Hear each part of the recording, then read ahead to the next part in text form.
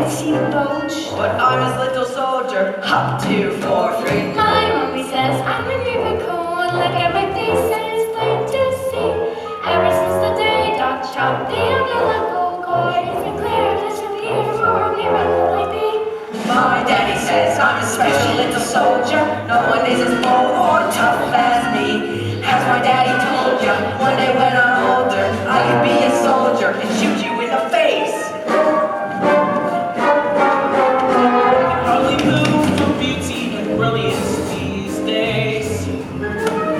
It seems that there are millions of these, 1 in a million these days. Specialness is de rigueur, above average is average, go figure. Is it some modern miracle of calculus that such frequent miracles don't render each one miraculous? My mommy says I'm a miracle. Look at my face and it's plain to see. Ever since the day Doc chopped the umbilical cord, it's been clear that you're here for a miracle like me. My mommy says I'm a precious ballerina. She has never seen such a ballerina. She says it's a lean, have to get down on the cream. I'm a ballerina, so give me more cake! Take another picture of our angel from this igloo over here. She's clearly more emotionally developed than her peers. What a dear. Mommy, look out, mommy. Don't put honey on your brother. Stop, mommy, stop, mother. I think she blinked. Let's take another. Have you seen his report? He got a C on his report. What? He'll have to change his school. His teacher's clearly falling short. He's so delightful, solar, and insightful. I should be a little brighter than her class. Yeah, she's definitely advanced. She looks like me in his life.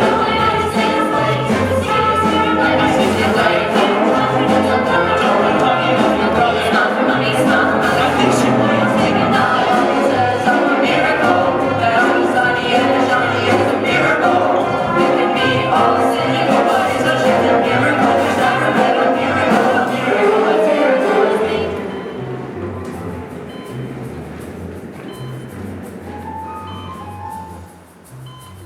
Is this going to take much longer, Doctor? I've got a plane to catch at 3. I'm competing in the biannual International Amateur Salsa and Ballroom Dancing Championships in Paris. You're getting on a plane, Mrs. Wormwood. Of course I am, Doctor. I always compete. And this year, I have a secret weapon. Rudolfo. He's part Italian, you know, very supple, has incredible upper body strength. I think we should talk. Well, what is it? What's wrong with me? Mrs. Wormwood, do you really have no idea? Gas? Mrs. Wormwood, I want you to think very carefully what might be the cause of this. Am I? Look, Doctor, am I fat? Mrs. Wormwood, you're pregnant! What? You're going to have a baby! But I've already got a baby. I don't want another one. Isn't there something you could do? Mrs. Wormwood, you are 9 months pregnant! Antibiotics or... Oh my God. What about the biannual International Amateur Salsa and Ballroom Dancing Championships? A baby, Mrs. Wormwood, a child, the greatest gift the natural world can bestow upon you has been handed to you. A new person, a wonderful new person, is about to walk into your life and bring you happiness, wonder, and joy. Oh, bloody hell. Every life I bring into this world restores my faith in humankind. Push, Mrs. Wormwood, push. I'll push you in a minute. Each new unborn life is a canvas yet unpainted. This still unbroken skin, this uncorrupted mind. Every life is unbelievably unlikely.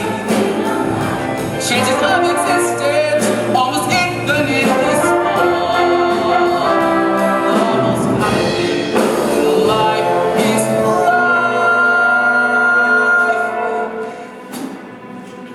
And yet every single life is a new life. Miracle! Miracle!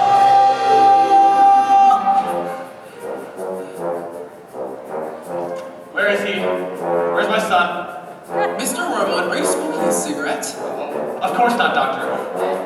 Sorry, this calls for a proper smoke. Who won? But Mr. Wormwood, No buts, Doctor. This boy wants his old man. Maybe I could get a late flight or something. Mrs. Wormwood, I keep on telling you, you are in no condition to do the chair of talent. My God, he's an ugly little thing. This is one of the most beautiful children I've ever seen. He looks like a prune. I think you need glasses. Oh my God, where's his thingy? His what? His thingy is whatchamacallit. His doodah, Doctor. He's got no thingy. Well, this child doesn't have a thing because... What have you done, you stupid woman? This boy's got no thingy. Mr. Wormwood, this child is a girl. A beautiful, beautiful little girl. Just put me out of my misery. Was it Jennifer Littleton or not? Of course it was Jennifer Littleton. Look, Doctor, I don't suppose we can exchange him for a boy or... This is the worst day of my life. Oh, my undercarriage doesn't feel quite normal. My skin looks just revolting in this foul fluorescent light, and this gown is nothing like the semi-formal, semi-Spanish gown I should be wearing in the semi-finals tonight. I should be dancing the tarantella, Calafella, Italiano, not trusting this hospital cotton with an ouchie front bottom, and this horrible, smelly little, horrible animal I have ever seen. I can't find his Franken bean. Is unbelievably chances of existence almost infinitely small. Almost nothing in life is allowed, and yet every single life was a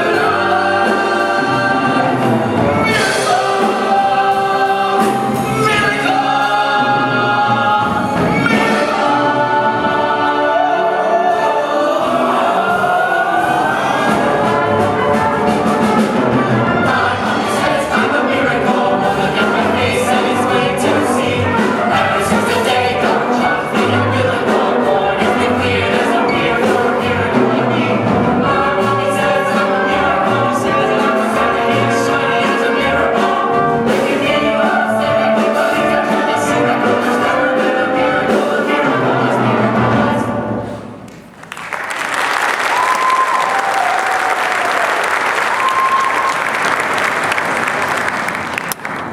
My mommy says I'm a lousy little worm. My daddy says I'm a bore. My mommy says I'm a jumped up little germ, that kids like me should be against the law. My daddy says I should learn to shut my pie hole. No one likes a smart-mouthed girl like me.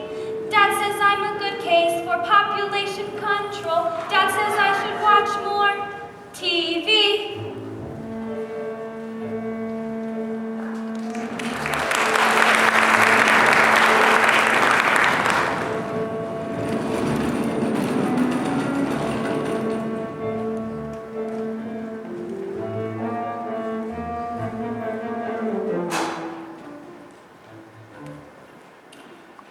Yes, sir.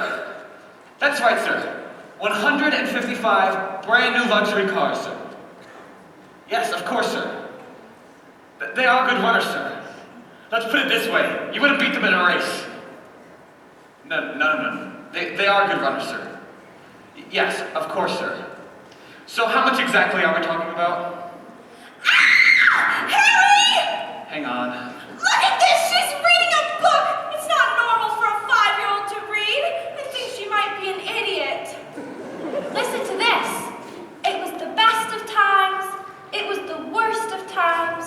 It was an age of wisdom. Would you please stop scaring your mother with that book, boy? I'm a girl. And she keeps trying to tell me stories, Harry. Stories! I mean, who wants to hear about stories?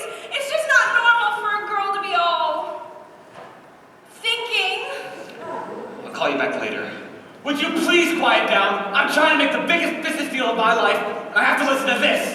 It's your fault. You spent us into trouble, and you expect me to get out of it. What do you think I am, a flaming escapologist? An escapologist, he says. What about me then? I've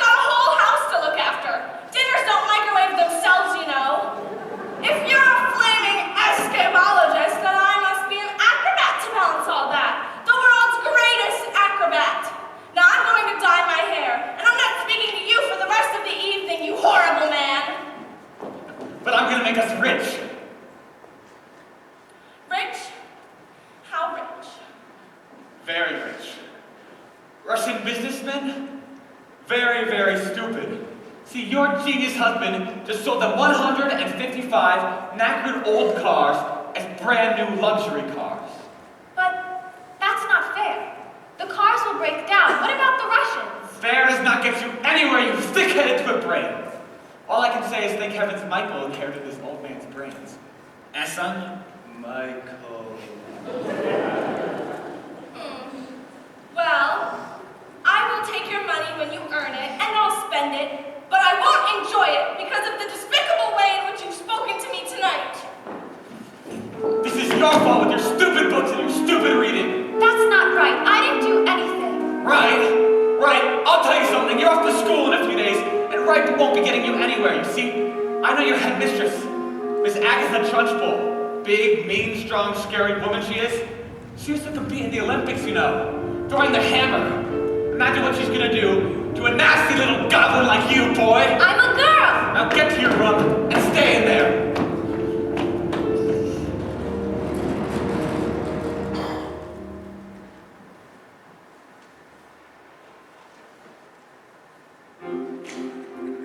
Jack and Jill went up the hill to fetch a pail of water. So they said the subsequent fall was inevitable. They never stood a chance, they were written that way. Innocent victims of their story. Like Romeo and Juliet was written in the stars before they even met. That love and fate and a touch of stupidity would rob them of their hope of living happily. The endings are often a little bit gory. I wonder why they didn't just change their story. We're told we have to do what we are told, but surely sometimes you have to be a little bit naughty. Just because you find that life's not fair, it doesn't mean that you just have to grin and bear it. If you always take it on the chin and wear it, nothing will change. Even if you're little, you can do a lot. You mustn't let a little thing like little stop you. If you sit around and let them get on top, you might as well be saying you think that it's okay, and that's not right. And if it's not right, you have to put it right. Dark brown hair dye, extra strong. Keep out of reach of children. Yep. Oil of violets hair tonic for men.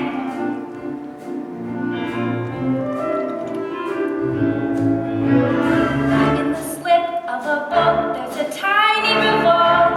The seeds of a war in the creak of the floorboard.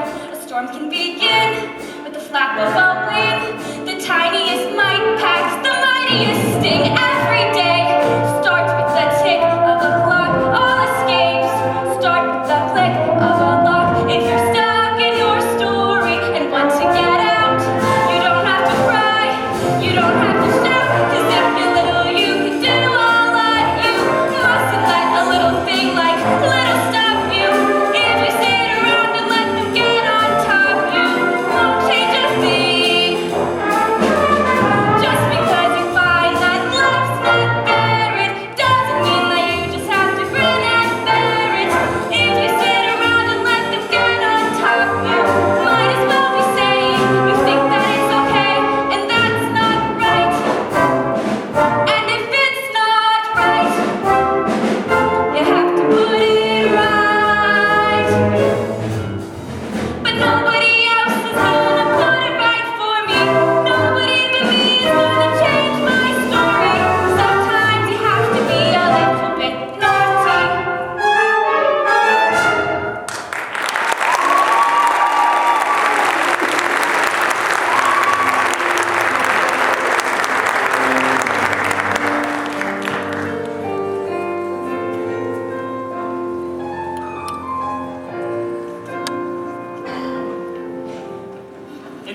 son, a man's hair is his greatest asset.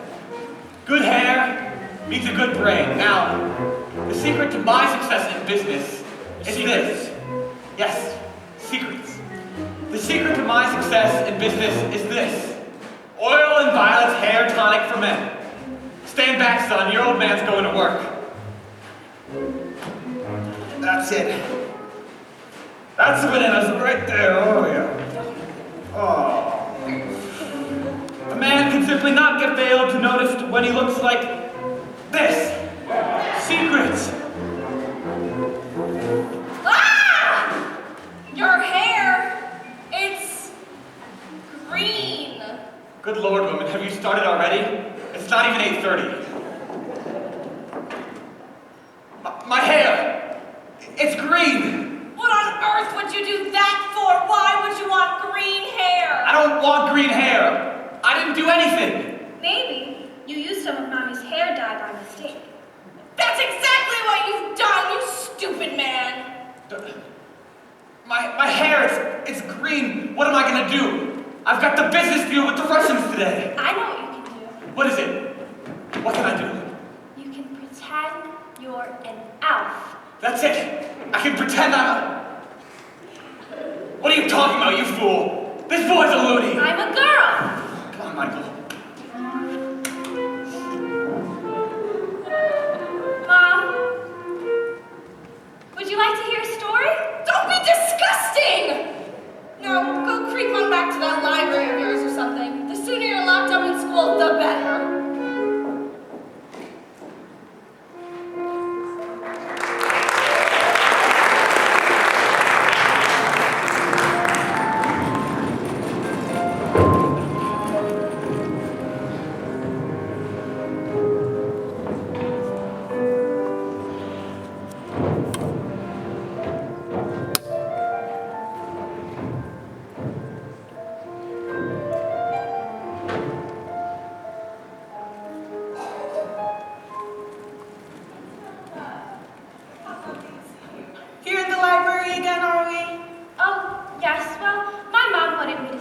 She hates it when I go out. Dad, too.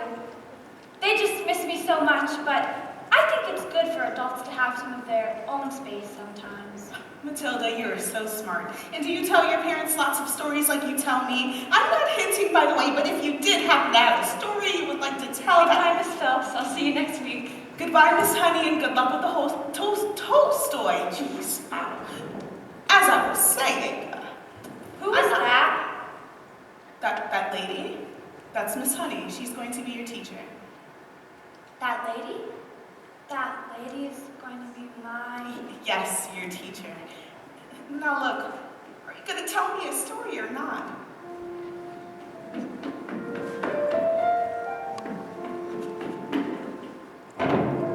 Once upon a time. Once upon a time. The two greatest circus performers of the world.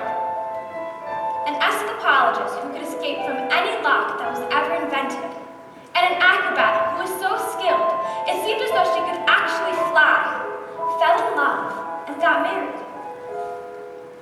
They performed some of the most incredible feats together anyone has ever seen, and people would come from miles around. Kings, queens, celebrities, astronauts, but not just to see their skills, but to see their love for each other, which was so deep, it was said that cats would purr as they walked by and dogs would weep with joy.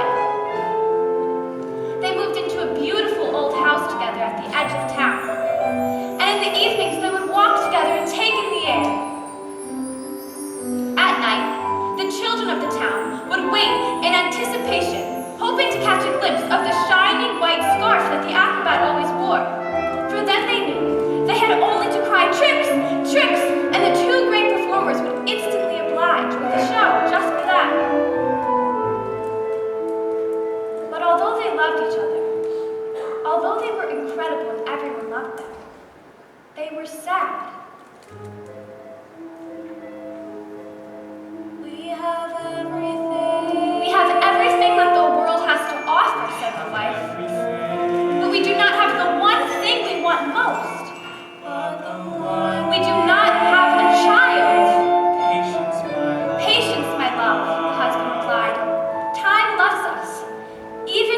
on our side. Oh, Matilda.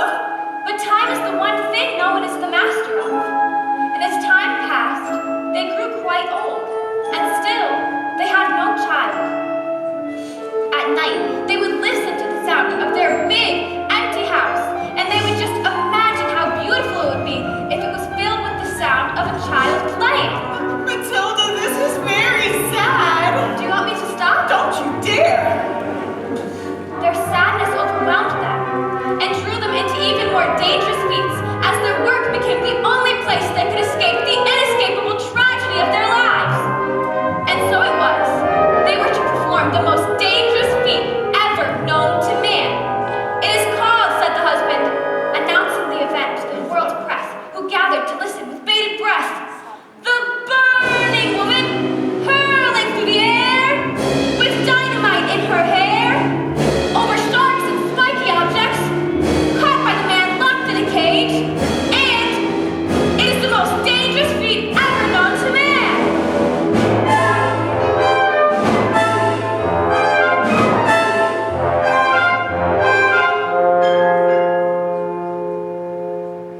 It is our destiny, said the wife, smiling sadly and slipping her hand into his. It is where the loneliness of life has led us.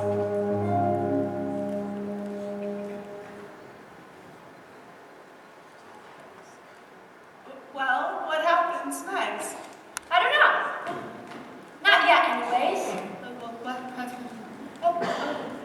Okay, well, I suppose it's time to go. Is your mother here? I'd love to see her. if she Goodbye, is. Miss Phelps. See you tomorrow. After your first day of school.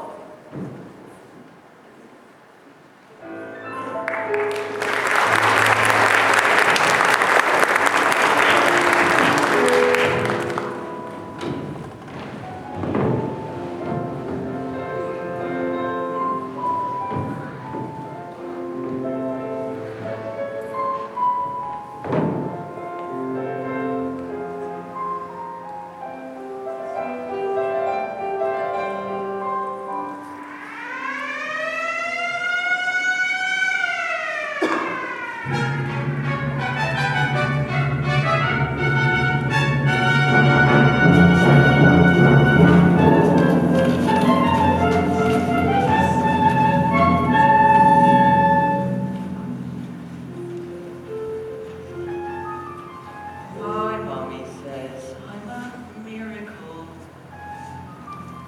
My daddy says I'm a special little guy. I am a princess. And I am a prince. Mom says I'm an angel. Mom says I'm an angel. Mom says I'm an angel. To survive this mess by being a prince or a princess, you will soon see. There's no escaping tragedy. And even if you put in heaps of effort, you're just wasting energy. 'Cause your life, as you know, it is ancient history. I have suffered in this jail. I've been trapped inside this cage for ages. This living hell. But if I try, I can remember back before my life had ended, before my happy days were over, before I first heard the pealing of the bell. Like you, I was curious. So I answered the answers to 1,000 questions. But Unless you want to suffer, listen up and I will teach you nothing to do. You don't listen here, nor do you report yourself so clearly. If you step out of line and if you cry, what you double, you should stay out of trouble and remember to be extremely careful. why? Why? Why? Didn't you hear what we said? Just you wait for phys ed. What's phys ed? Physical education. It's the Trunchbull special. My mommy says I'm a miracle. My daddy said I would be the teacher's pet. School is really fun, according to my mom. Dad said I learned the alphabet. The alphabet? You gotta learn to listen up, kid. And so you think you're able to survive this mess by being a prince or a princess, you'll soon see. There's no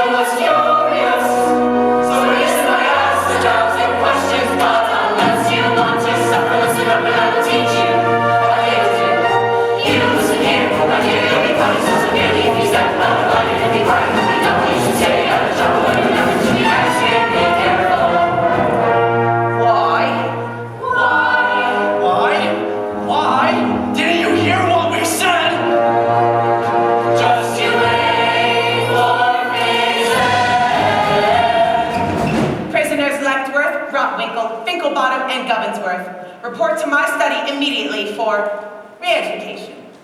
What is the school motto? Combinatum est magitum. Combinatum est magitum.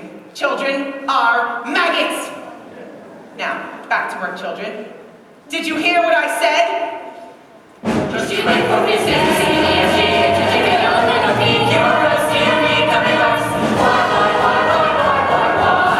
Why?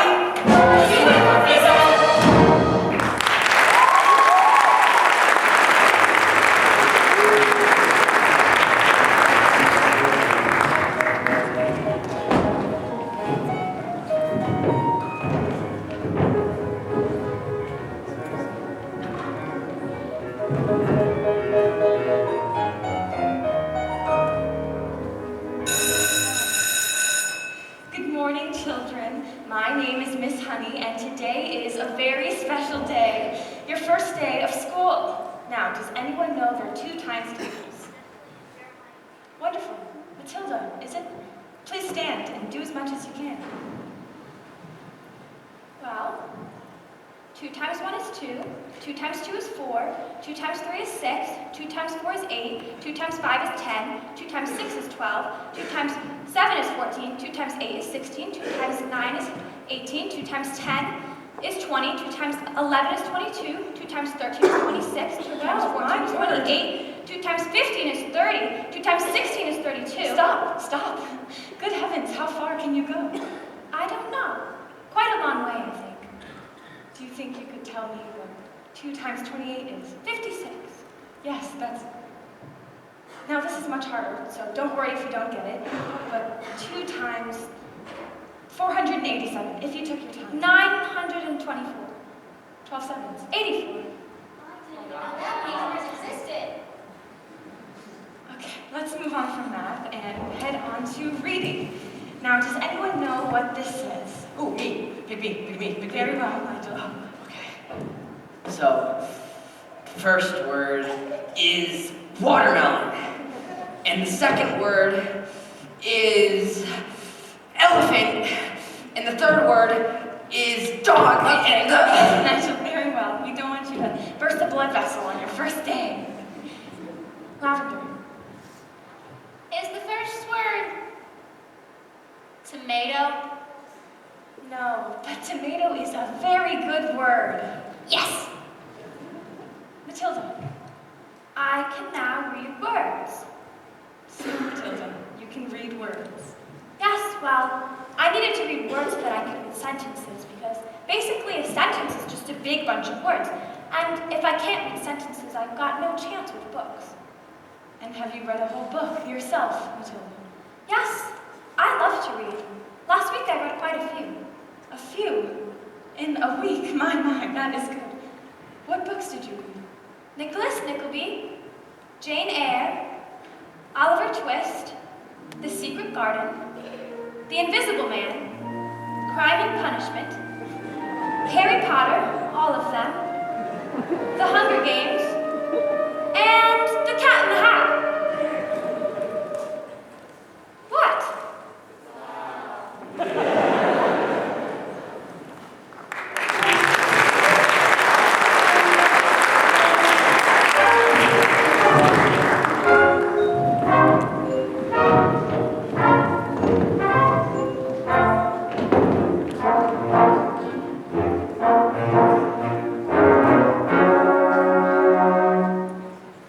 Knock on the door, Jimmy. Just knock on the door. Don't be pathetic. Knock on the door, Jimmy. There's nothing to fear. You're being pathetic. It's just a door. You've seen one before. Just knock on the door. Look at you trying to hide, silly. Standing outside the principal's office like a little girl. It's just pathetic.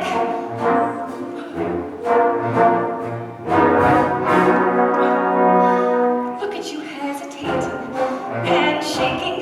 You should be embarrassed. You're not a little girl. It's just pathetic.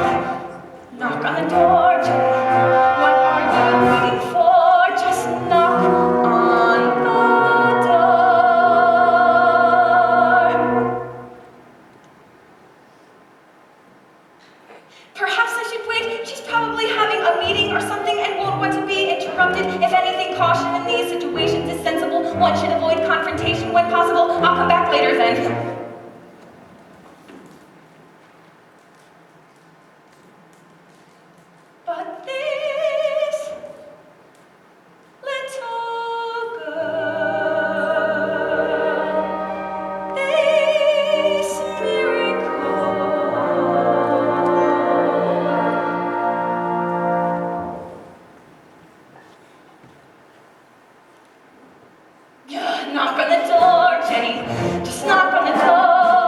don't be pathetic. Enter. Well, don't just stand there like a wet tissue. Get on with it. Yes, Miss Trunchbull. In my class, that is, there's a girl called Matilda Wormwood. Daughter of Mr. Harry Wormwood, who owns Wormwood Motors. Excellent man. Told me to watch out for the brat, though. Says she's a real wart. Oh, no, headmistress, I don't believe Matilda's that kind of child at all. What is the school motto? Bambinatum est magitum? Bambinatum est magitum. Children are maggots. In fact, it must have been her who put that stink bomb under my desk this morning. I'll have her for that. Thank you for suggesting it. But I didn't. Miss Trunchbull, Matilda Wormwood is a genius. Nonsense. Haven't I told you that she's just a gangster? But she knows her times tables. So she's learned a few tricks. Oh, but she can read. So can I. In my opinion, this little girl should be placed in the top form with the 11-year-olds. What? But she's a squid, a shrimp, an unhatched tadpole. We cannot simply place her in the top form with the 11-year-olds. What kind of society would that be? What about rules, honey? Rules. I believe that Matilda Wormwood is an exception to the rules. An exception to the rules. In my school. Look at my trophies, see how my trophies gleam in the sunlight, see how they shine. What do you think it took to become English hammer-throwing champion? 1969. Do you think in that moment, when my big moment came, that I treated the rules with casual disdain? Well, like hell. As I stepped up to the circle, did I change my plan? What? As I chalked up my palms, did I wave my hands? I did not. As I started my spin, did I look at the view? Did I drift off and dream for a minute or two? Do you think I faulted or amended my rotation? Do you think I altered my intended elevation? As the hammer took off, did I change my grunt from the grunt I have practiced for many a month? Not a jot, not a dot. Did I stray from the plot? Not a detail of my throw was adjusted or forgotten. Not even when the hammer left my hands and sailed high up above the stands. Did I let myself go? No, no, no, no, no, no, no, no, no, no. No.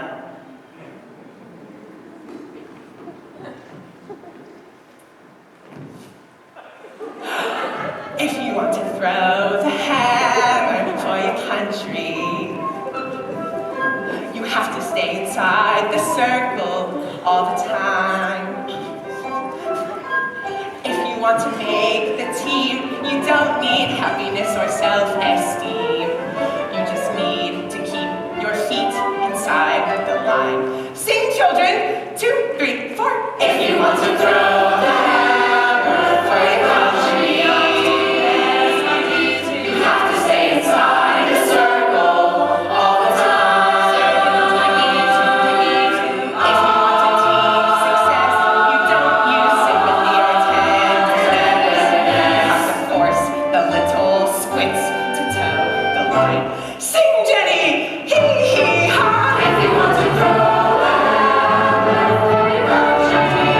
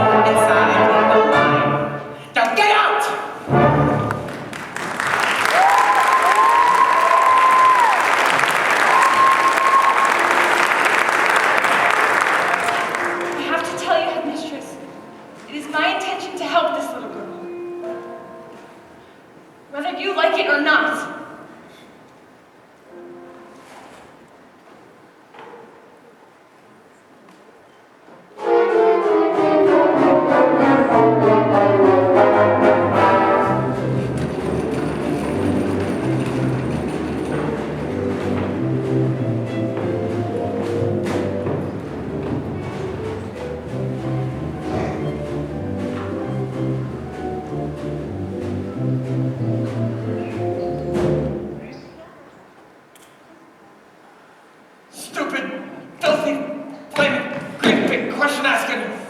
Who did you think they were? Stupid, filthy Russians. Don't tell me. We're not rich. It was the mileage. They took one look at the mileage on the first car, and they said they were all knackered. I told them, I said, hey, the reason the mileage is so high is a manufacturing mistake. Is that true? Of course it's not true. So you lied? Of course I lied. And they didn't believe you? Of course they didn't believe me. I've got green hair. I've got hair. What's this? Another flaming book. Oh, no, it's a lovely book. I'm sure you'd like it. I'll tell you what I think of your lovely... Oh, no, that's a library book. That's from the library. Go on, you show that little brat, Harry. Almost got it.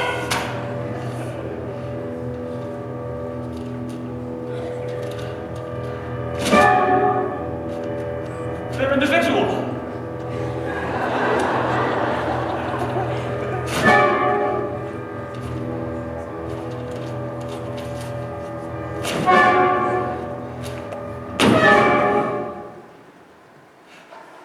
Get up, boy.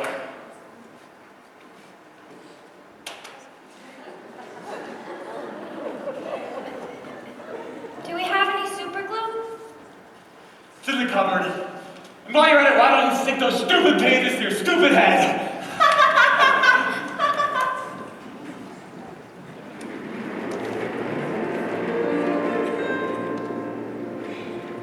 Just because you find that life's not fair, it doesn't mean that you just have to grin and bear it. If you always take it on the chin and wear it, nothing will change. Even if you're little, you can do a lot. You mustn't let a little thing like little stop you. If you sit around and let them get on top of you, might as well be saying you think that it's okay, and that's not right.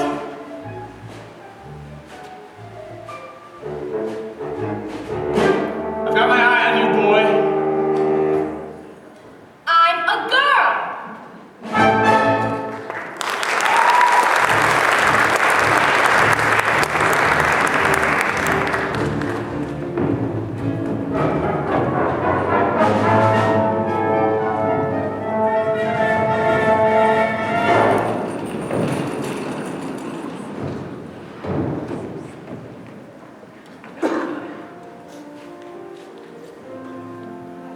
Hey, Matilda, can I ask you a question? Does it hurt to have all those brains inside your head? I mean, it's gotta hurt to have them all, like, squished in there, like that.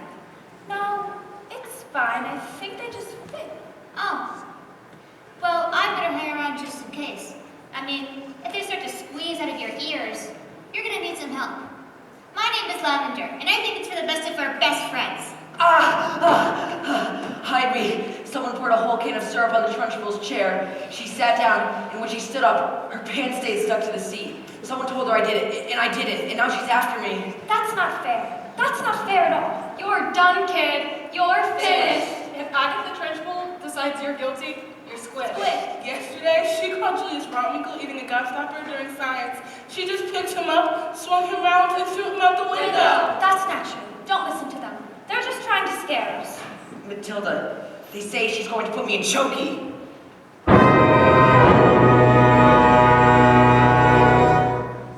What's choking? They say it's a cupboard in her office that she throws children into. They say she's lined it with nails, spikes, and bits of broken glass.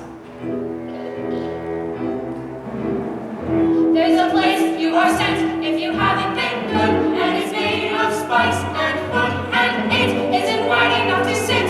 And even if you could, there are nails on the bottom, so you wish you stood. When the hinges creak and the door is closed, you cannot see squat at the end of your nose. And when you speak your love, the sound came out, or if the scream in your head even reached your mouth. Ah!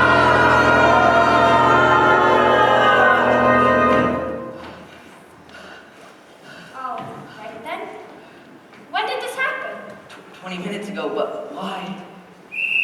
Hurry! He's coming. We'd better hide! Jackets! Get the jackets! Quick!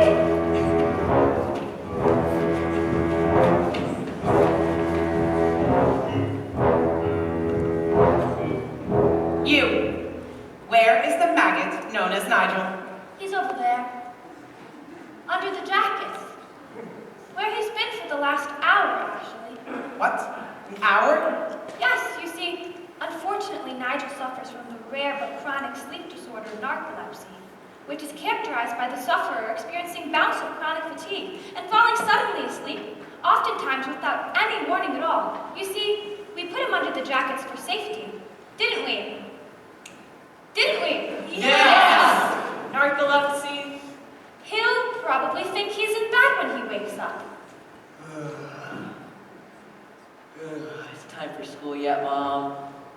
Hello? This is not my room. Oh, hello, Miss Trunchbull. Amanda Thripp. Yes, Miss Trunchbull? What have I told you about wearing pigtails? I hate pigtails. But my mommy likes them. She says they're sweet. Then your mommy is a twit.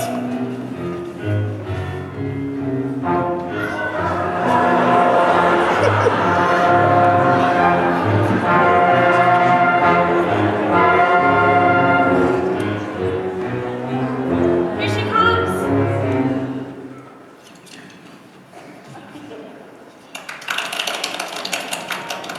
You, what is your name?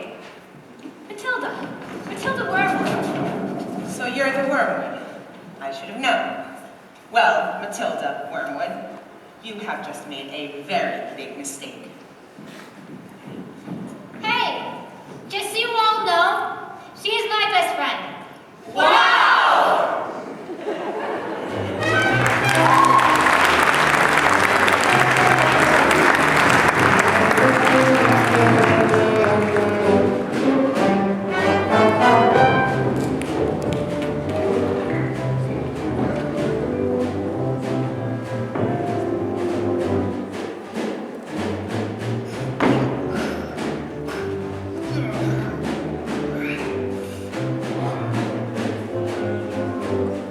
I guess I'll keep it on. Looks like it's gonna rain.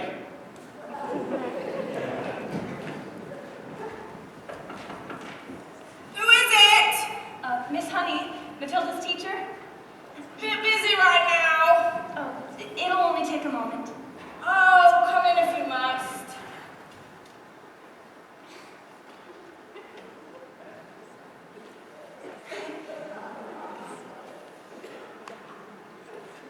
Oh, it's nothing like that. This is Rodolfo. He's my dance partner. We're rehearsing.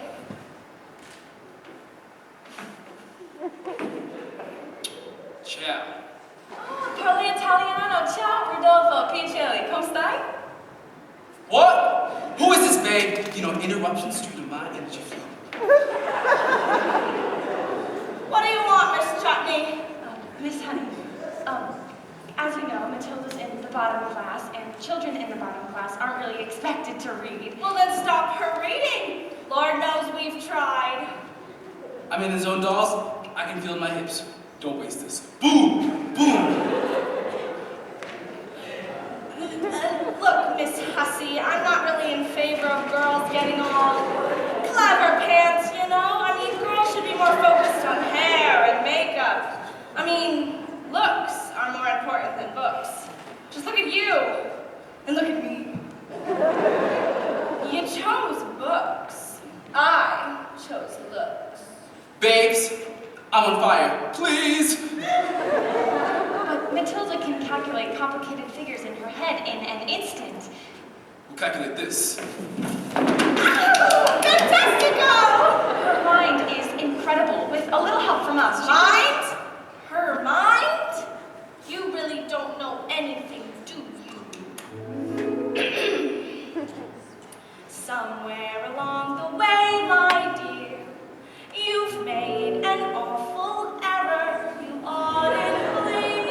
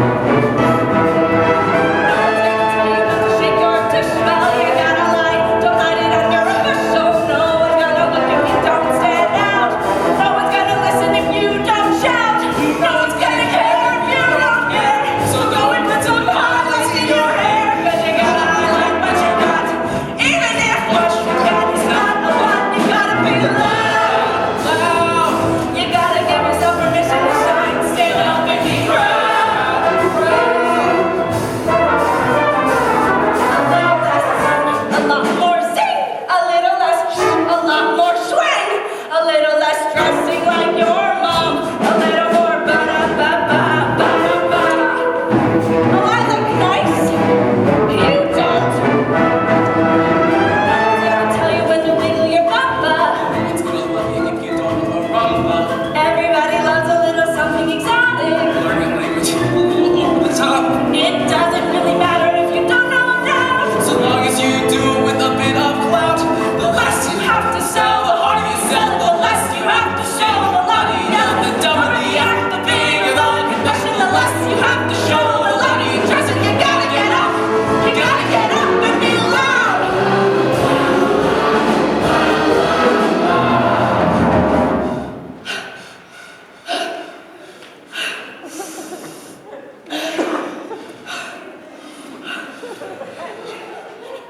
Oh, no.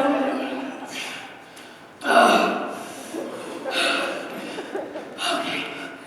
No, really? This whole song is being loud, okay? You got it, baby. No, yeah, it's fine. Thank you. Okay. Let's do it again. Let's do it again. You gotta be loud.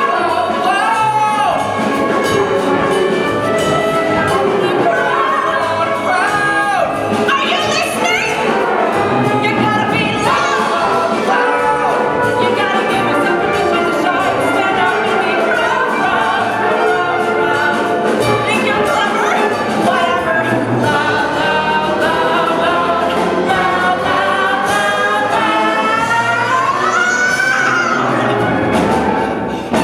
You gotta be loud.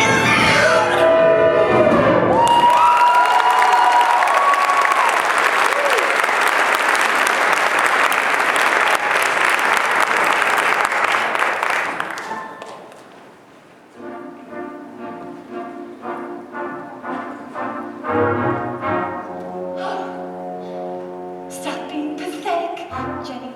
Just get on your feet, Jenny. You are going to march in there and give them a piece of your mind. Leave it alone, Jenny. The more that you try, the more you'll just look like a fool. This is not your problem. You've not got the spine. You are a teacher. Just go back to school.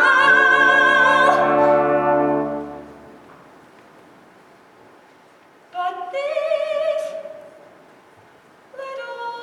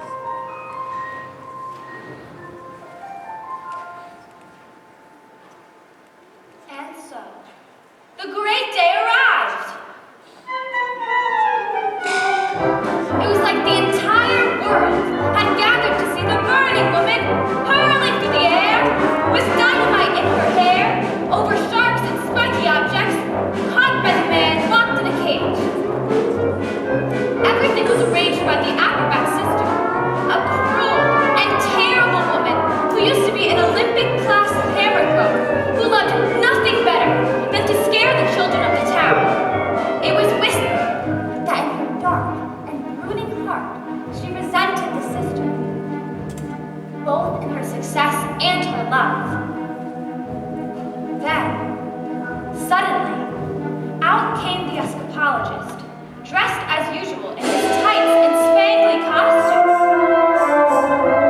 But there was no sign of the acrobat, and not a glimpse of the shiny white scarf that she always wore. And instead of musical fanfare, there was silence as he solemnly strode into the room.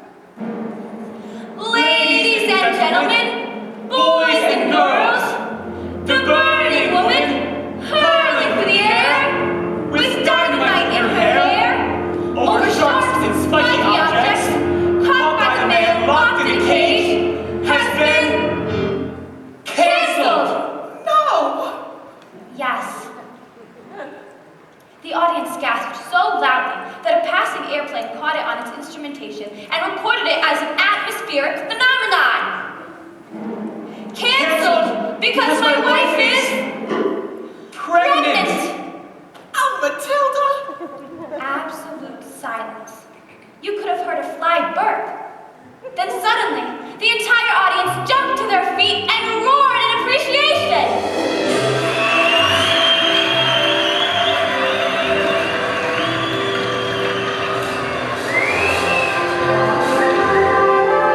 The applause went on for nearly an hour, and the great feat was instantly forgotten. Sarcasm ending. Forgotten by everyone, that is, except for the acrobat's sister, who, when all had quieted down, stepped forth and produced a contract. A contract?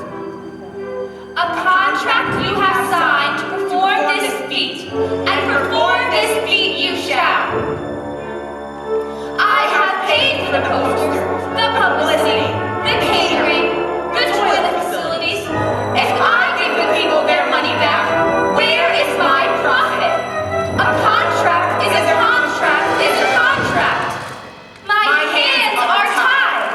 The burning woman, hurling through the air, with dynamite in her hair, over sharks and spiky objects, caught by the man locked in a cage, will be performed, and performed this day, or off to prison you both shall go.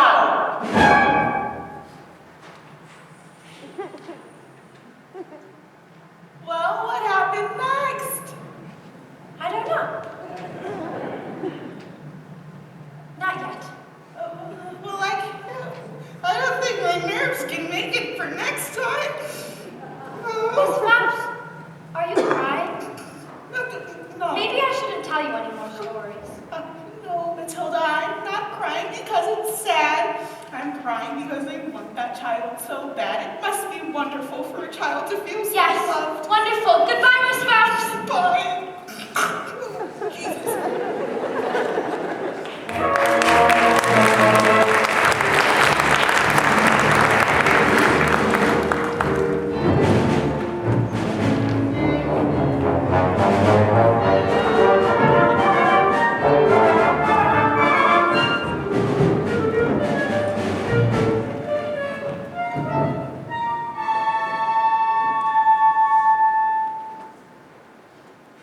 Matilda, could I speak to you for a moment, please? I'm afraid I haven't been too successful in getting others to recognize your abilities. So starting tomorrow, I shall bring a selection of very clever books that I think will challenge your mind, and you can sit and read while I teach the others. And if you have any questions, I shall do my best to answer them. How does that sound?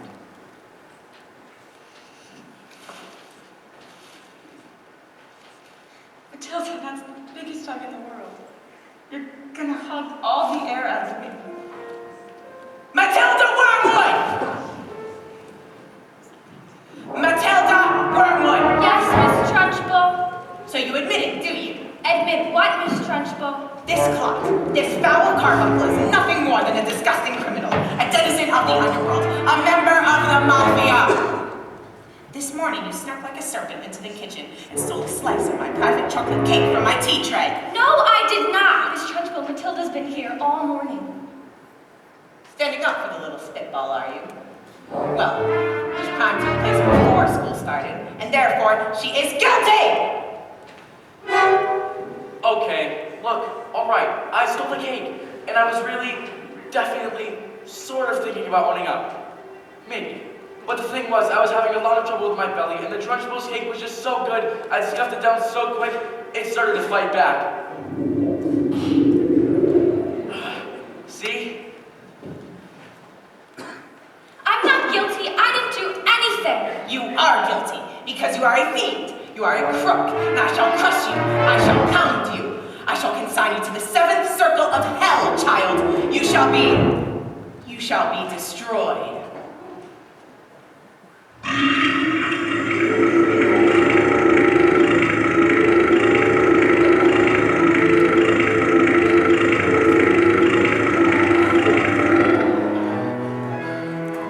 It was the biggest burp I'd ever done. It was the biggest burp I'd ever heard. It was the biggest burp I'd ever heard about.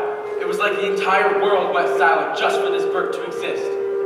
As the great, big cloud of chocolatey gas wafted from my mouth and drifted across the class, past Lavender, past Alice, and past Matilda, and then the great, big, chocolatey burp, which now seemed to have a mind of its own, wafted full into the face of the Trunchbull.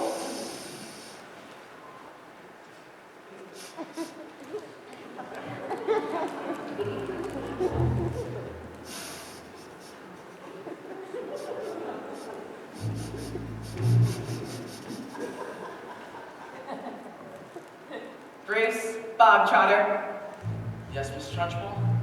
you liked my cake, didn't you, Bruce? Yes, Miss Trunchbull. I'm very No. sorry.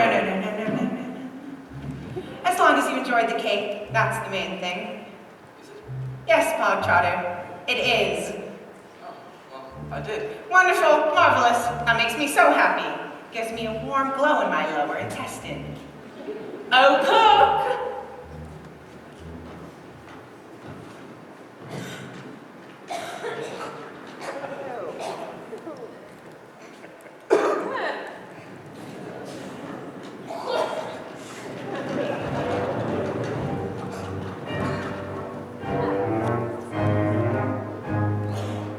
What's the matter, Bogtrotter? Lost your appetite? Yes, I'm full. Oh no, you are not full. I'll tell you when you are full, and I say that criminals like you are not full until you have eaten the entire cake. But No buts, you haven't got time for butt eats. I can't eat it all. Mistress, he'll be sick. Well, you should have thought of that before you made a pact with Satan and decided to steal my cake. Well, come on. Eat. He can. Eat. He surely can. Eat. Eat. Single slice, or even two, Bruce. Life in a dice, but even you, Bruce, have to admit, continuing it. There's not a lot of difference in size. He can't, he surely can, he surely can't. He might explode.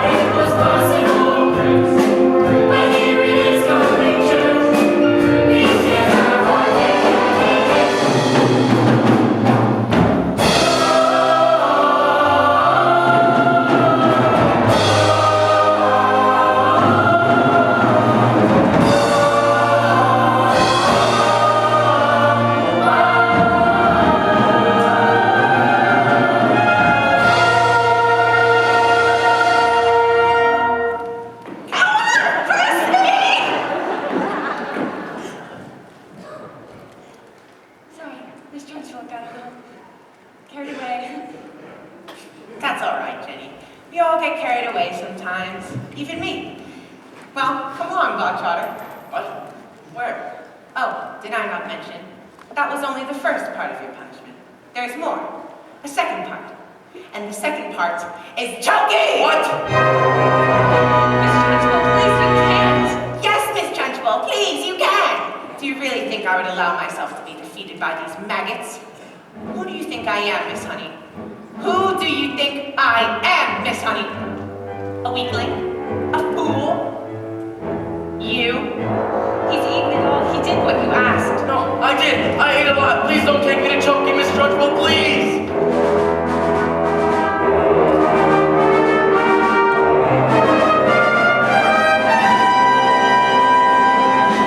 That's not right.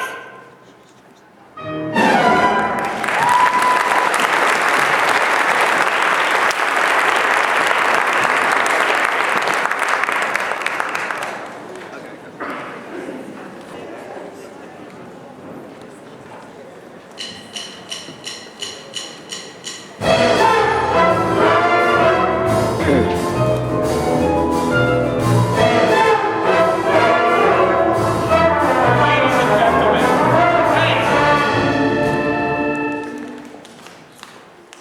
Before we continue with the proceedings, I would like to offer an apology for some of the things that have been going on here tonight. They're not nice things, and they're not right things. And I would like to state, guarantorically, that we would not like any child that might be here tonight to go home and try these things for themselves. I am, of course, talking about reading books. This is not normal behavior. It makes kids ugly, smelly, sweaty Betty, gaseous, and frankly, it gives them head lice of the soul. Now, I would like to state that we do not condone such activities and do so without reservoirs. Now, by way of show of hands, how many adult audience members have actually ever read a book? Come on, put them up. You. What's your name? Nikki. Don't take this the wrong way, but bookworm, bookworm, you are bookworm. Worms are stupid. Worms read books. You are stupid. You are bookworm. Now, Nikki will learn from this. It's not that she won't read again, but she will never raise her hand in a theater again. Now may I present to you the pinnacle of our creation as a human species. The very reason we bothered evolving from unicorns in the first place. Nice job, Mike.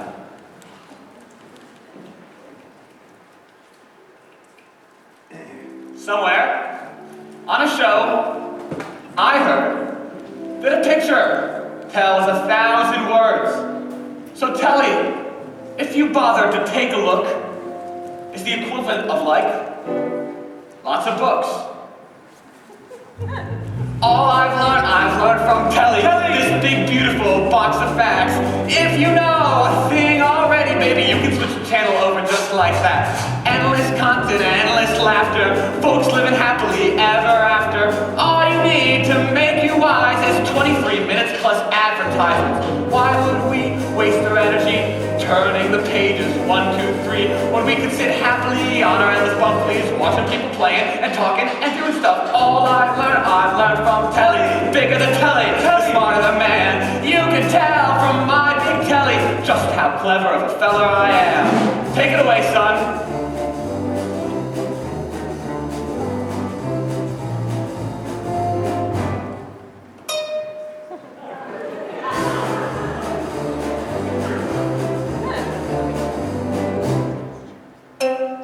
You can't learn that from a stupid book.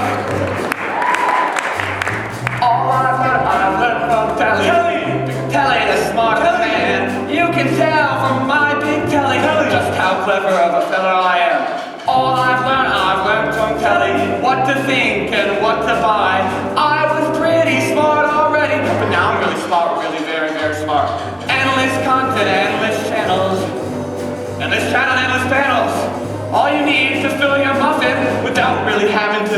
nothing.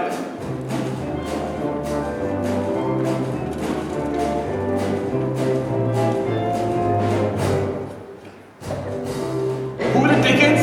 It's Charles Dickens. Mary Shelley, cause she sounds smelly.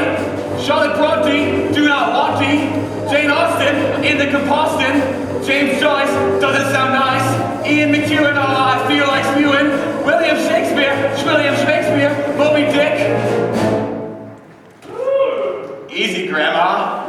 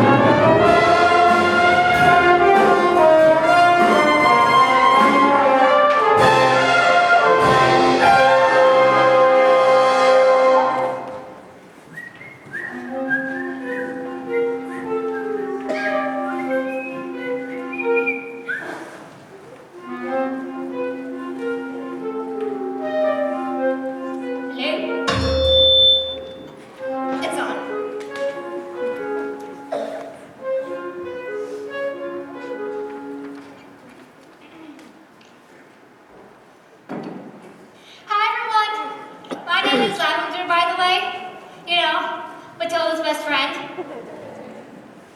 So basically, there's a bit that's coming up, and it's all about me.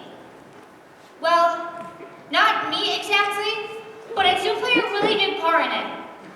I won't tell you what happens though, because I don't want to spoil it.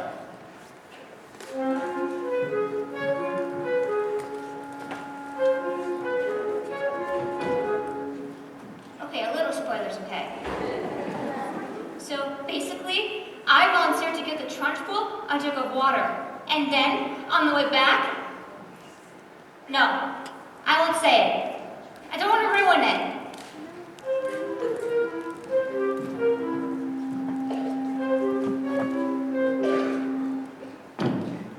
On the way back, I find a newt. A newt is like a really ugly lizard that lives in water, and I take it, and no, that's it. I promise, I'm not saying anything else.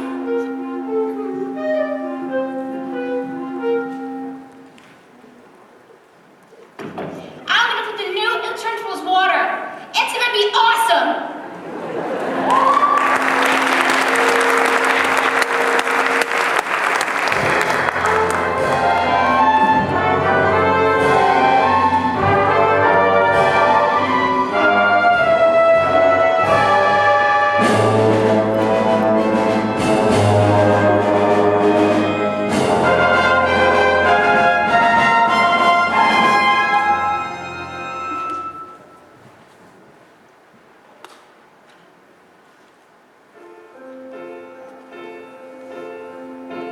When I grow up,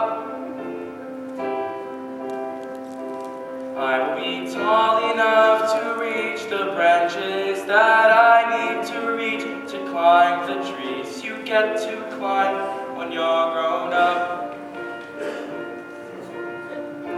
And when I grow up,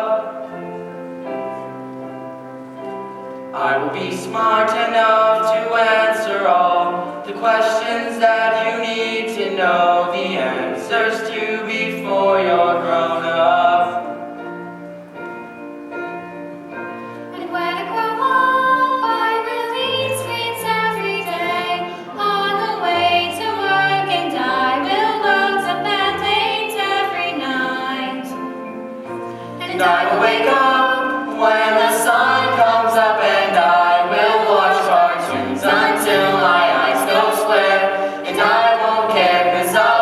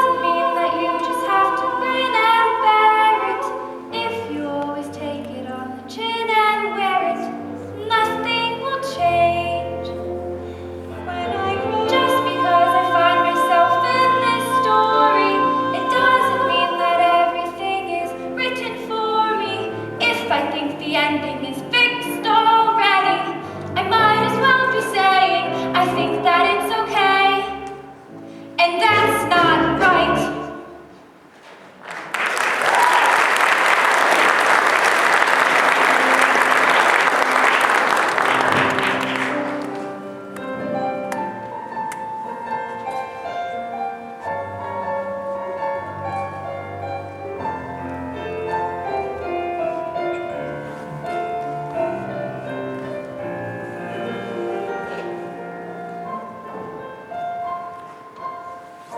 Matilda, how lovely to see you. Are you enjoying school? Yes, well, most parts of it anyways. Miss Phelps, where's the revenge section? What? Well, we don't have a revenge section.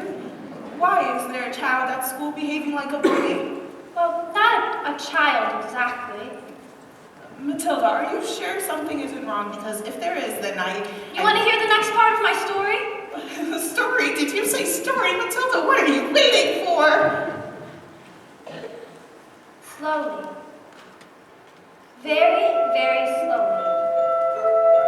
The acrobat wrapped her shiny white scarf around the husband's neck. For luck, my love, she said, kissing him the gentlest of kisses. Smile. We have done this 1,000 times. Then, she jumped up and gave him the biggest hug anyone has ever seen. So big that he thought she'd hug all the air out of him. And so, they prepared themselves for the most dangerous feat anyone has ever seen.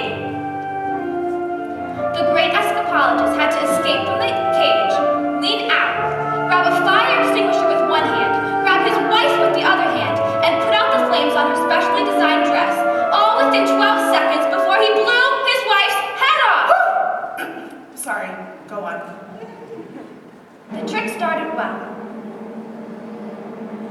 The moment the specially designed dress was set alight, the acrobats swung into the air. The entire crowd held their breaths as she hurled over the sharps and spiky objects. 1 second, 2 seconds. They watched as the flames began to creep up her dress. 3 seconds, 4 seconds. She reached out her body towards the cage. 5 seconds, 6 seconds. The padlocks pinched open and the huge chains fell away. 7 seconds, 8 seconds. The escapologist reached out one huge muscled arm to grab his wife and their child. 9 seconds, 10 seconds. Oh, I can't look! 11 seconds, and he grabs her hand, and the flames are covered in foam before they both can be blown to pieces. Hooray! So there's a happy ending. No, No? no. Maybe it was the thought of the child. Or maybe it was just nerves. But the escapologist used just a touch too much foam and their hands became slippery and she fell. Was she okay? Did she survive? She broke every bone in her body, except for the ones at the ends of her little fingers. She did manage to live long enough to have the child, but the effort was too great. Love our little girl, she said. She is all we ever wanted. Love our girl with all you have. Love our girl with everything. She is everything. And then she died. And then things got worse. Worse?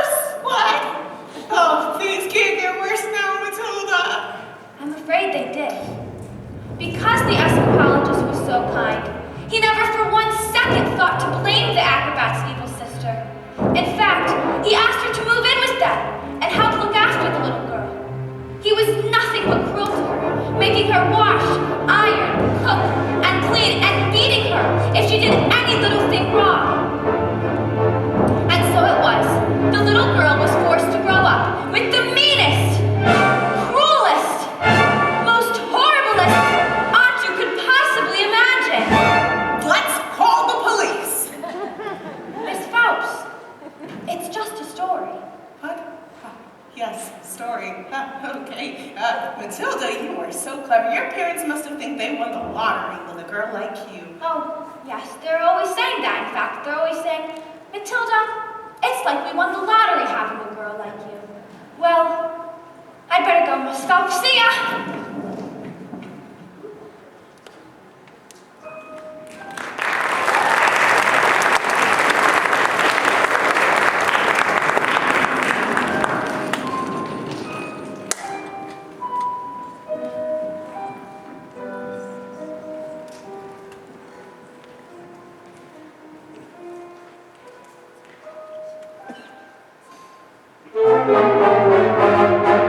I'm so clever. I'm so clever. I'm so very, very flaming clever. I'm so very flaming clever. What a very clever fellow I am. Stop! There's only one man I do that with. Now, everyone gather round. I want the whole family to share in my triumph. Not you, boy. I'm a girl! Now, 155 knackered old cars on my hand. All polished up, but the mileage was telling the truth. That each and every one was knackered. Now, what could I do to make the mileage go backwards? I couldn't just drive the car in reverse, could I? Backwards. Yes, backwards. That's when your genius husband had the most brilliant idea. So I ran into the workshop, grabbed a drill, whacked it on the speedometer, and slapped it into reverse. Backwards! Yes, backwards, Michael, backwards. Now, a drill's motor runs backwards at 1,000 times per second, and within minutes, the mileage was down to practically nothing, and I did that on each and every car. Backwards. That's right, darling. Quiet now. Now that's when the Russians show up. Big, mean, nasty space apes.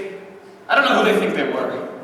Oh! Russians are nocturnal. I saw it on a show last night. That was badgers.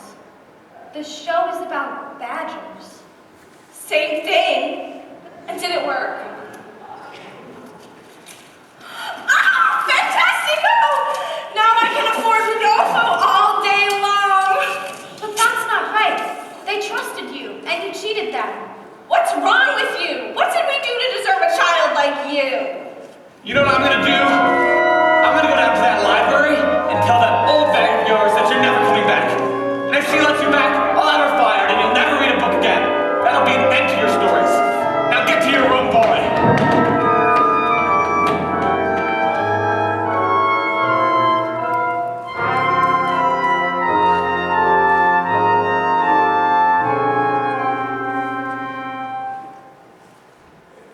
That night, the escapologist's daughter cried herself to sleep, alone in her room. Because she didn't want to cause a fuss, she never said a single word about the evil aunt's bullying to her father because she didn't want to cause a fuss. And so, the little girl suffered in silence, which only enraged the woman to greater cruelties until one day she exploded. You are a useless, filthy, nasty little creep! And she beat her, threw her into a dank, dark, dusty cellar, locked the door, and went out. But that night, the escapologist happened to come home early. And when he heard the sound of his daughter's tears, he smashed the door open! Don't cry, I am here, little girl. Please don't cry, keep your eyes wide for your tears, forgive me, I didn't mean to desert you. Don't cry, little girl, nothing can hurt you, you've nothing to fear. I'm here. Have I been so wrapped up in the grief for my wife that I've forgotten the one thing that mattered to us most? I love you so much, my daughter. I shall spend the rest of my days making it up to you. We shall be together forever. Don't cry, Daddy. I'm all right, Daddy. Please don't cry.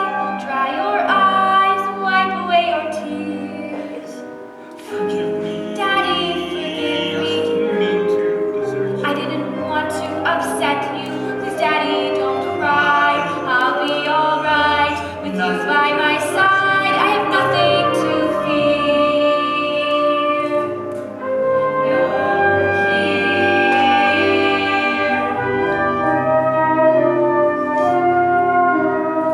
But that night, the escapologist's thoughts turned to the acrobat's evil sister, and an almighty rage grew inside his heart. This demon, this villain, this monster. She has stolen the memory of my life. She has betrayed the trust of her own sister. She has shown cruelty to the most precious reality of our age.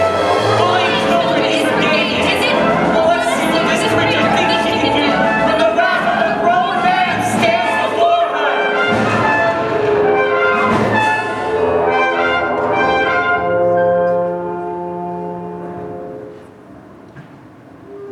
But that was the last time the little girl ever saw her father. Because he never came home again.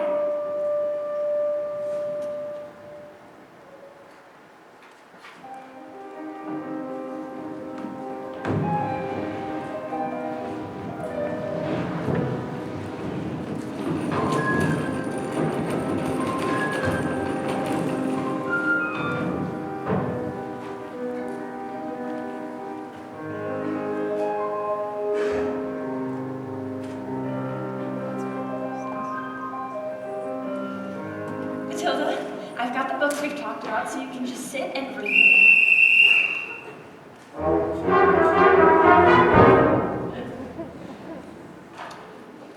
What are you doing with those books, woman?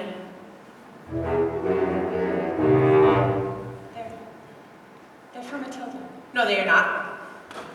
Not on my watch.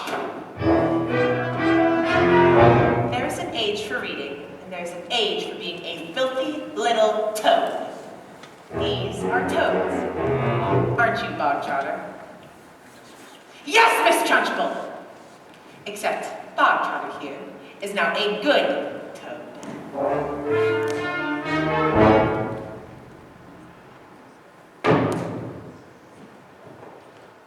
Sit.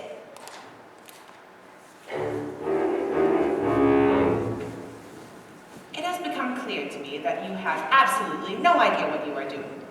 You believe in kindness and fluffiness and books and stories. This is not teaching. To teach the child, you must first break the child. Quiet, you maggots! No one was speaking, Miss Trunchbull. Please understand that when I say quiet, you maggots, you are entirely included in that statement. Where is my jug of water?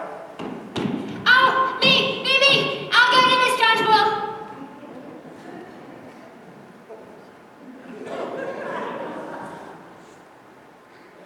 Stupid girl. And you, flabby, disgusting, revolting, I say.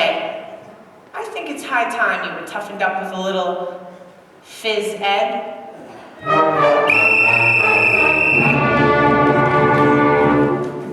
This school of late has started reeking. Quiet, maggots, when I'm speaking! Reeking with the most disturbing scent. Only the finest nostrils smell it, but I know it oh too well. It is the odor of rebellion. It's the bouquet of dissent. And you may bet your breeches this headmistress finds this foul odoriferousness wholly olfactorily insulting. And so to stop the stench's spread, I find the session of phys ed sorts the merely rank from the revolting.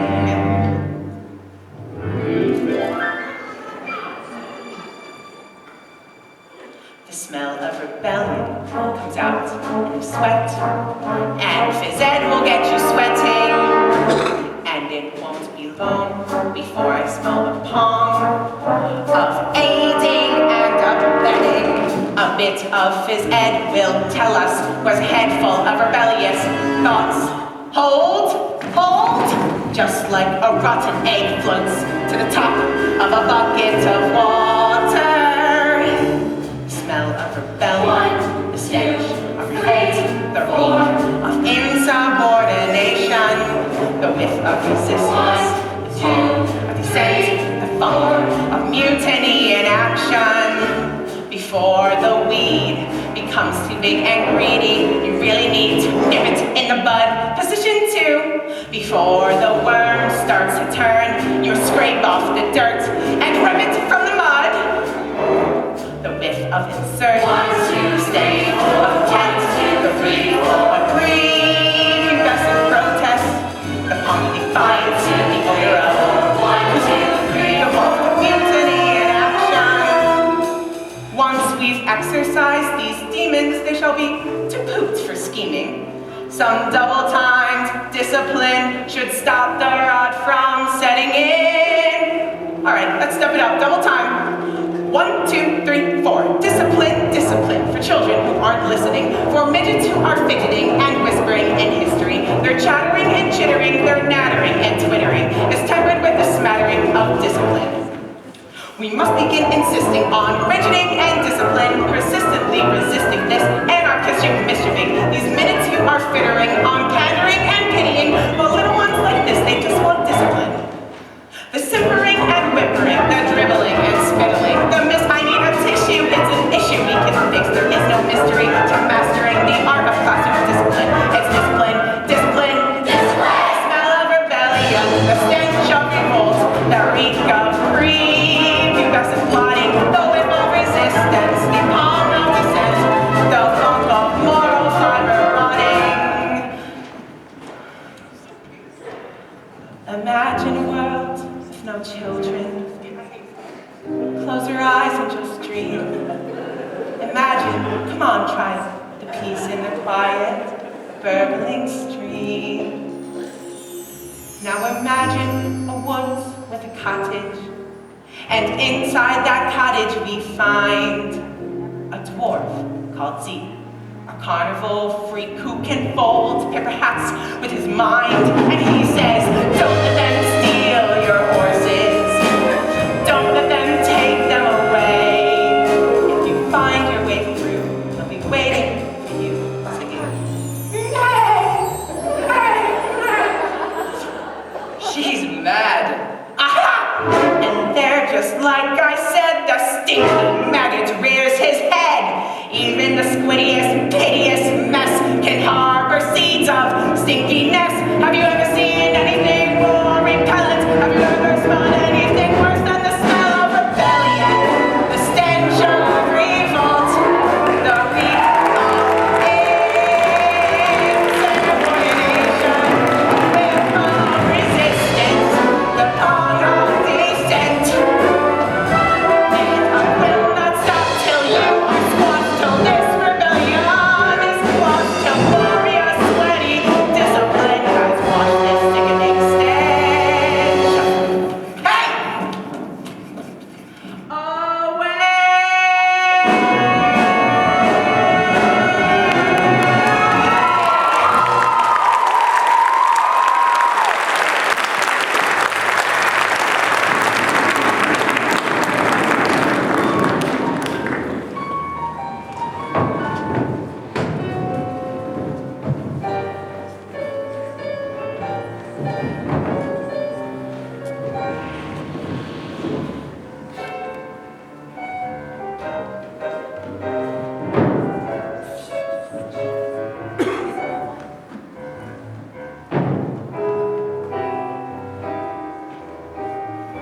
Look, can you see? It's a new. I've got the new. I'm gonna quiet. I don't think that was teaching at all, Miss Trunchbull. I think it was just cruelty. That's because you, Miss Honey, are pathetic. You are wet. You are weak. You are, in fact, a sniveling little newt. Newt? There's a newt in my Children, please. You! What? No, it wasn't me. I didn't do anything. It wasn't You me. did do it, you vile, repulsive, malicious little sinner! Stop! We're just getting started. Mr. Principal, pull his ears off. My many years of teaching, I discovered that the ears of small boys do not come off. They stretch. In fact, I can feel these ones stretching even now. Mr. Principal, no. Leave him alone, you big, fat bully.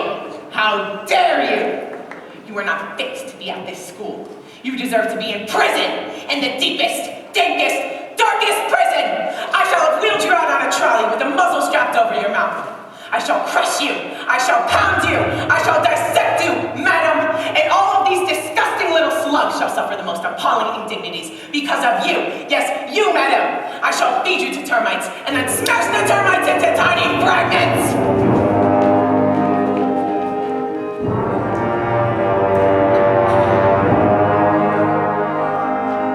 Have you ever wondered, well, I have, about how when I say red, for example, there's no way of knowing if red means the same thing in your head as red means in my head when someone says red, and how if we are traveling at almost the speed of light, and we're holding a light, that the light would still travel away from us at the full speed of light, which seems right in a way, but I'm trying to say, I'm not sure, but I wonder if inside my head, I'm not just a bit different than some of my friends. These answers that come into my mind unbidden, these stories delivered to me fully written, and when everyone shouts like they seem to like shouting, the noise in my head is incredibly loud, and I just wish they stopped, my dad and my mom, and the telly and stories would stop for just once, and I'm sorry, I'm not quite explaining it right, but this noise becomes anger, and the anger is light, and it's burning inside me when usually fade, but it isn't today, and the heat and the shouting, and my heart is pounding, and my eyes are burning, and suddenly everything is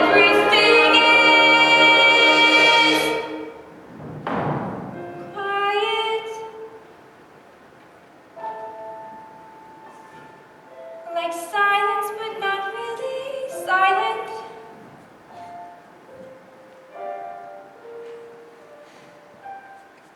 Just that still kind of quiet. Like the sound of a page being turned in a book, or a pause in a walk in the woods. Quiet. Like silence, but not really silent. Just that still kind of quiet. Like the sound when you lie upside down in your bed. Just the sound of your heart in your head. And the people around me, their mouths are still moving. The words they are forming cannot reach me anymore. And it is quiet, and I am warm, like I've said.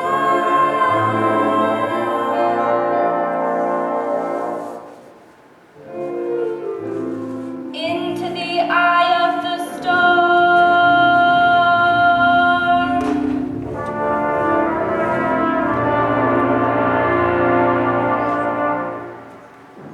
Tip. Go on. Please. Tip. Miserable collection of excuses for children. And you, standing there like the squint of all squints is its beating heart. But I am a match for you. And I tell you that there is nothing I shall not do. No length to which I shall not go. No ear I shall not... What is it? What's on me? Get it off me. Get it off me. It's heading north. I've got a newt in my unders. I've got a newt in my unders. Well, that was interesting. I think we'd all better head home while we still can.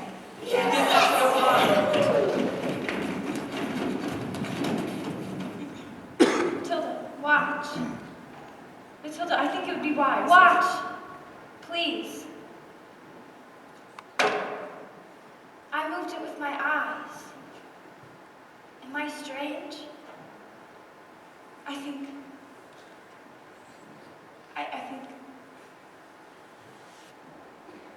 How would you fancy a nice cup of tea?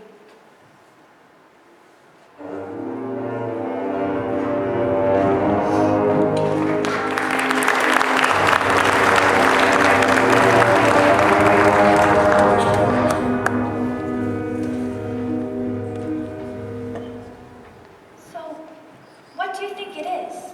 The thing with my eyes? I'm not going to pretend like I know what it is, Matilda, but I don't think it's something you should be frightened of. I think it has something to do with that incredible mind of yours. You mean there's not enough room in my head for all of my brain, so they have to squish out through my eyes? Not exactly, but something like that. You are a very special girl, Matilda. I've met your mother. She's unusual. What about your father? Is he proud to have a daughter as clever as you? Oh, yes, he's very proud. He's very, very, very proud. In fact, he's always saying, Matilda, I'm so proud to have a daughter as... That's not true, Miss Honey. He doesn't say that. He's not proud of me at all. He calls me a liar, and a cheat, and a nasty little creep. I see. Well, here we are. Home sweet home. Are you poor? Yes, I am. Very. Don't they pay teachers very well? No, they don't, actually. But I'm even poorer than most for other reasons. You see, I used to live with my aunt, but one day I was out walking and I came across this old shed. I fell completely in love with it. I ran to the farmer and begged him to let me stay. He thought I was mad, but he agreed, and I've lived here ever since. But, Miss Honey, you can't live in a shed. I'm not strong like you, Matilda. You see, my father died when I was very young. Magnus was his name, but when he was gone, my aunt became my legal guardian. She was mean and cruel and horrible, like you can hardly imagine. And when I got my job as a teacher, she suddenly presented me with a bill for looking after me all those years. She had written everything down, every tea bag, every electricity bill, every tin of beans. And she made me sign a contract to say I would pay her back every penny. She even produced a document saying that my father gave her his entire house. Did he really do that? Magnus, did he really just give her his entire house? Cannot say. I find it hard to believe, just like I cannot believe that he would have killed himself, which is what she said happened. You think she did him in, don't you, Miss Honey? I don't know. All I know is years of being bullied by that woman made me pathetic. I was trapped. And that's why you live here. This roof keeps me dry when the rain falls. This door helps to keep the cold at bay. On this floor I can stand on my own 2 feet. On this chair I can write my lessons. On this pillow I can dream my nights away. And this table, as you can see, well, it's perfect for tea. It isn't much, but it is enough for me. It isn't much, but it is enough.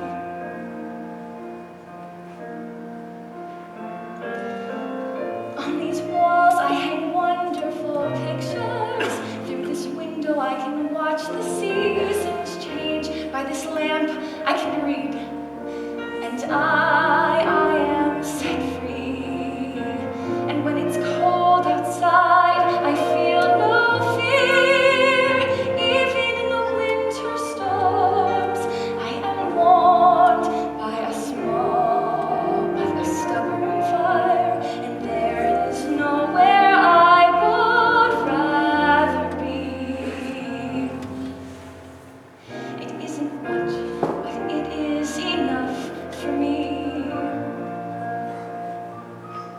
For this is my house. This is my house. It isn't much, but it is enough for me. This is my house. This is my house. It isn't much, but it is enough. Don't cry. When it's cold and bleak, I feel no fear. Even the fiercest storms, I am warmed by a small but stubborn fire. Even when outside it's freezing, I don't pay much heed. I know that everything I need isn't here. It isn't much, but it is enough for me. It isn't much, but it is enough for me.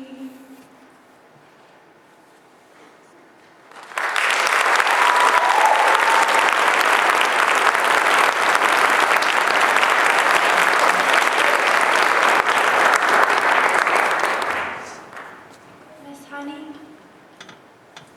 is that your father's scarf?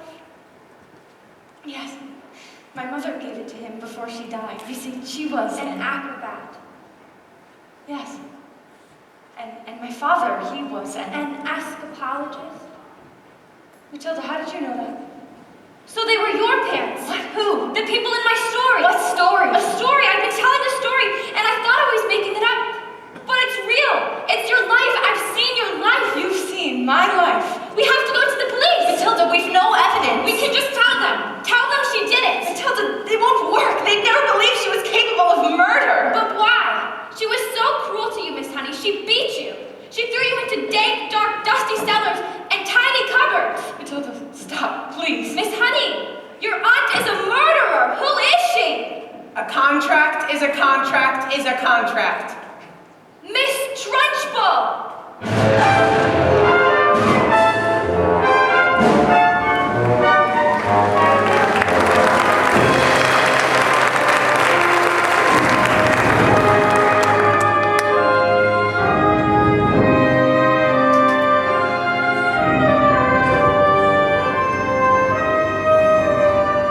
In this world, children, there are two types of human beings.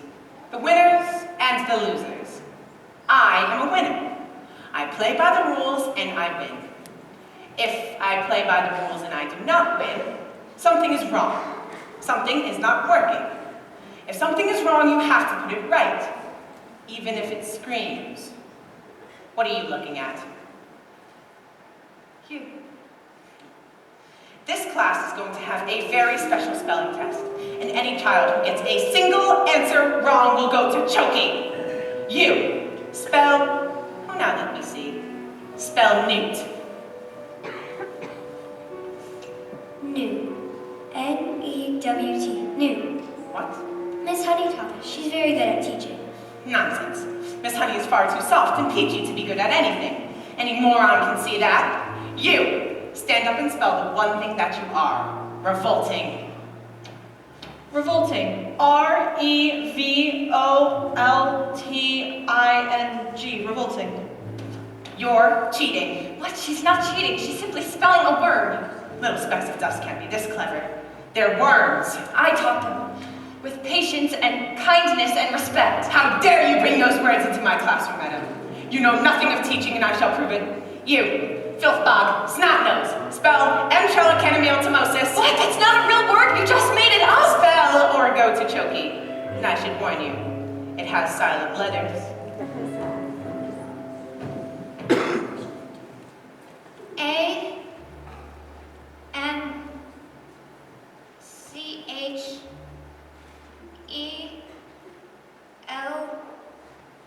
A-N-C-H-E-L-L-A. Oh dear. K? No, I'm sorry, there was a silent Z. You're going to choky. Cat.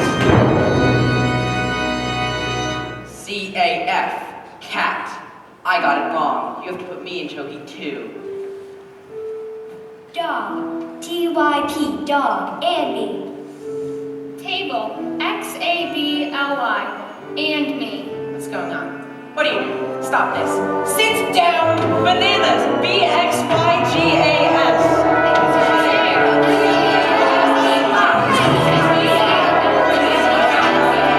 You're going to have to put me in chokey too. You can't put us all in chokey, miss. Come now, maggots, you think I haven't thought of that? I've been busy. A whole array of chokies. One for each and every one of you.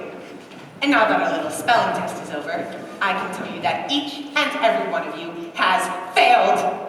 You see, children, in this world there are two types of human beings. The winners and the losers. And I am a winner! There's letters. What? It's moving. It's writing something. What in the devil? Who? No one's doing anything. You can't.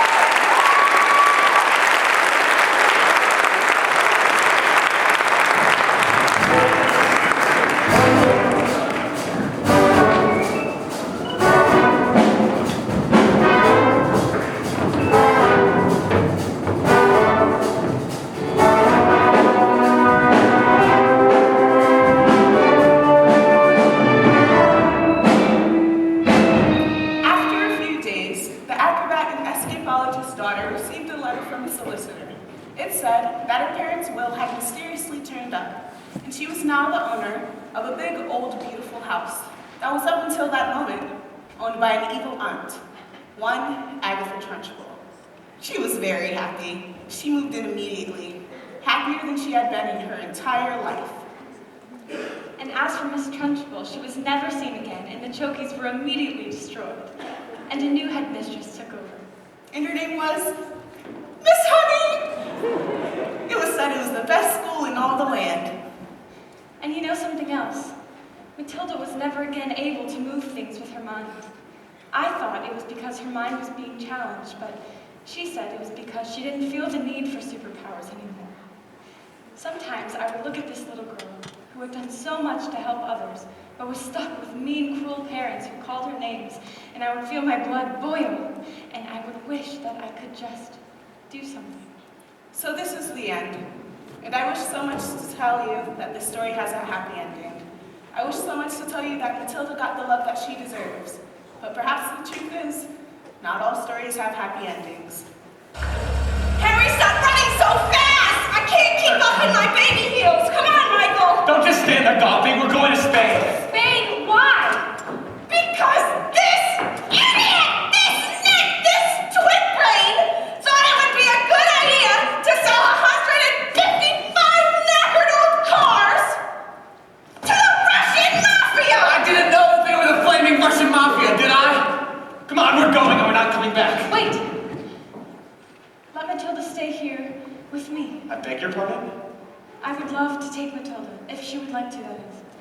I would look after her with love and care and pay for everything. Would you like that, Matilda? You mean leave our daughter here with you? What did you call me? They'll be here any minute. Dad, you called Quick, before they show What about the girl? Ugh. Matilda, do you want to stay here with Miss Honey? Yes, I do. And Miss Honey, do you want to look after Matilda? I do. Babes, wait for me! I guess we're a bit short on room, so yes.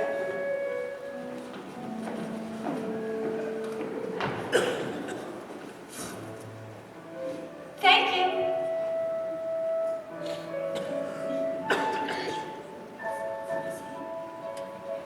And Matilda leapt into Miss Honey's arms. And she hugged her. Oh, and Miss Honey hugged her back. And they didn't even notice as the wormwoods, And Rodolfo. as Wormwoods and Rodolfo sped off into the distance. Because they'd found each other. Yes. They found each other.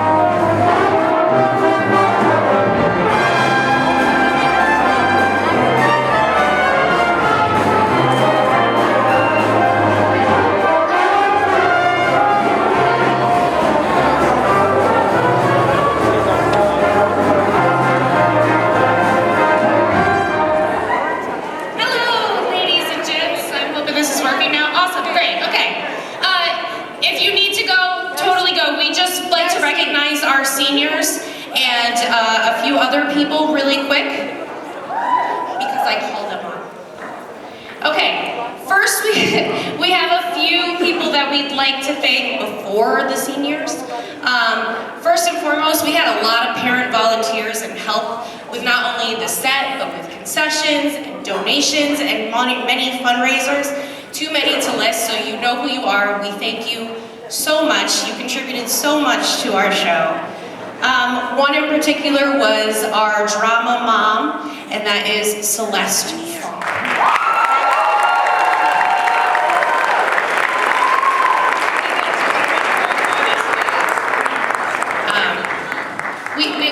We have gifts for everybody, and I was very organized, and now I feel like I'm not. They're probably in that box. Yes, can you lean down? Because leaning down is hard. It says her name on it. Okay. On top of that, we'd also like to thank some other people. Katie Vandrilla, who's here, who helped a lot with costumes. Kimmy Rodriguez, who is not here tonight, but she helped a ton. On top of that, we have our stage managers. We have our assistant stage manager, Mackenzie. I want to thank you.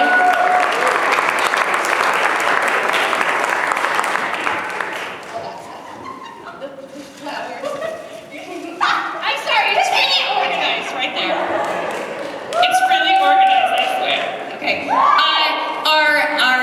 Our assistant stage manager, who's our stage manager in training, Cheney. Oh yes, you all need to come down. Sorry, what I said. Go right here. Sure. And our stage manager, who called the show for the very first time on Thursday and did an amazing job, and that is Nora.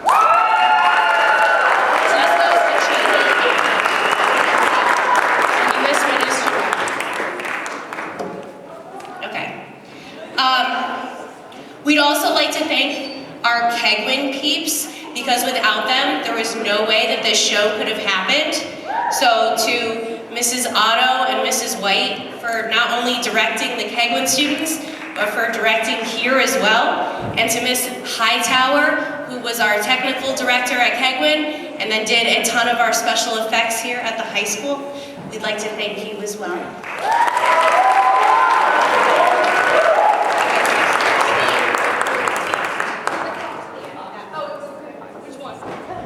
They're labeled, Jada. Don't yell at me.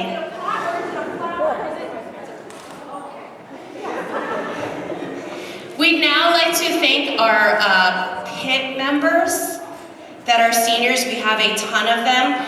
I'd like to point out that I ordered your gift at 2 a.m. and it is the best gift in the entire world. We'd like to recognize Logan, Jacob, Sarah, Nicole, Matt, Sophia, and Sydney. You all now have your own personal triangle. You're welcome. And we have bags for you, so can you please come up so we can recognize you?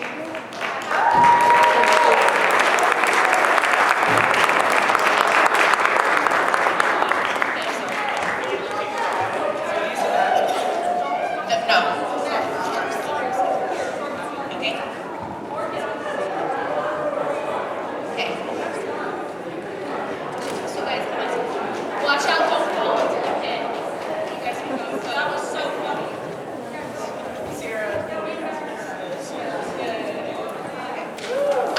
I'd also like to point out that all your triangles are different sizes, so together you make a band. Okay.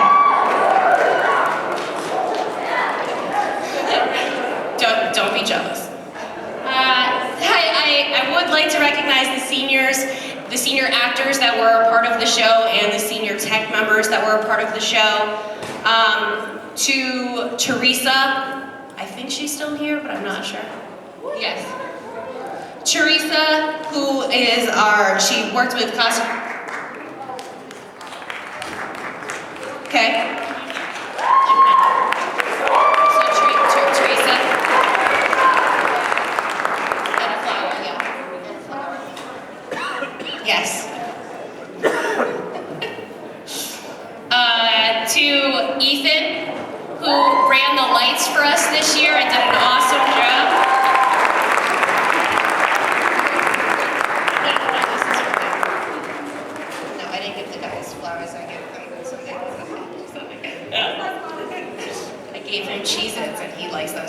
basically.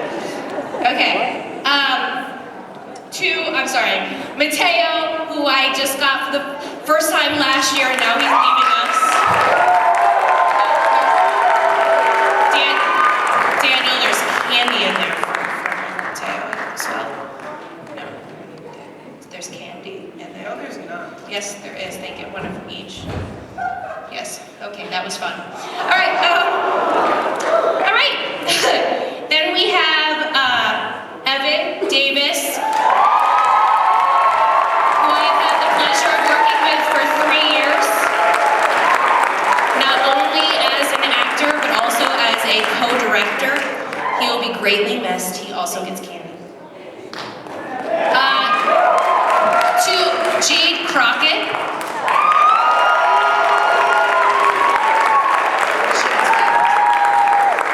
Who not only acted it in our performance, but also painted our lovely set.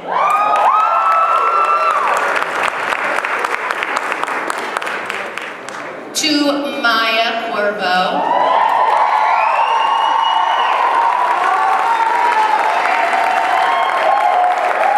Maya not only acted in the show, but also did an amazing job with the choreography.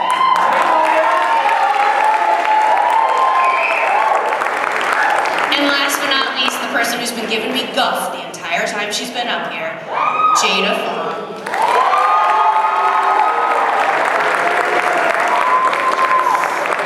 Who not only acted in the show, but also had to deal with me contacting her. Oh, I'm sorry, did I skip? I did skip Sarah. I'm sorry, Sarah. You're on my list, I promise. You have flowers. Sarah, you have flowers. I'm sorry, Sarah just joined us for the first time this year for this show, and she was a major understudy for the show as well. Okay, last but not least, I'd like to I would like to thank my co-directors as well. Mr. Cho, you also get a triangle. And Mrs. Zach, thank you so much. Without the two of you, the show obviously would not happen.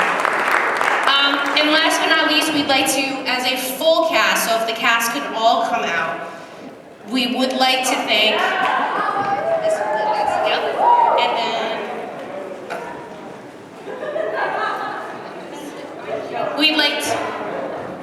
we'd like to call up Miss K, our cast.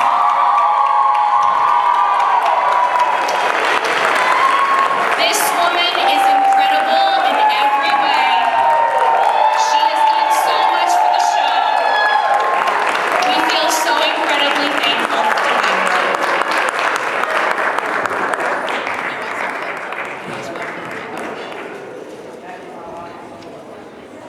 So, to our amazing cast and crew, to our amazing PIP members, to our amazing audience, thank you so much for an amazing show. We wish you all the best and get home safely.